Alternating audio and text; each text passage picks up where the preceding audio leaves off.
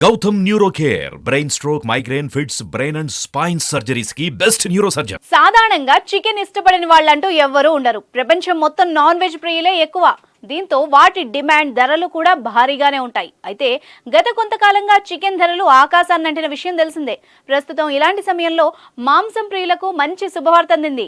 తాజాగా చికెన్ ధరలు ఒక్కసారిగా తగ్గాయి. కార్తీక మాసం న్యూ ఇయర్ సందర్భంగా భారీగా అప్పుడు చికెన్ ధరలు ఆకాశాన్నంటాయి. అంతేందుకు గత వారం క్రితం వరకు కూడా ధరలు కొండెక్కి కూర్చున్నాయి. చికెన్ ధరతో పాటు గుడ్ల ధరలు కూడా భారీగా పెరిగిపోవడంతో కేజీ చికెన్ 250 పలకగా గుడ్డు ఒక్కొక్కటి 7 నుంచి 8 రూపాయలు పలికింది. దీంతో మాంసం ప్రియులు కొనలేక తినలేక చాలా ఇబ్బందులు పడ్డారు. అయితే ఇప్పుడు ట్రెండ్ మారింది. ప్రస్తుతం టమాటా, ఆలుగడ్డ మినహా అన్ని రకాల కూరగాయల ధరలు భారీగా పెరిగాయి. కేజీ 60 నుంచి 100 రూపాయలు పలుకుతున్నాయి.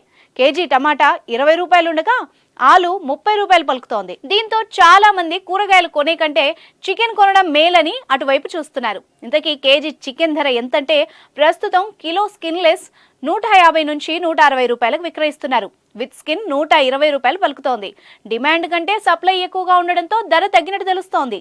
తగ్గిన ఈ ధరలు ఈ సంక్రాంతి వరకు ఇలాగే కొనసాగితే పండగ సీజన్లో భారీగా విక్రయాలు జరిగే అవకాశం ఉందని వ్యాపారులు అంచనా వేస్తున్నారు. ఏది ఏమైనా పండగ వేళ మాంసం ప్రియులకు కావాల్సింది ఇలాంటి వార్తే మరి.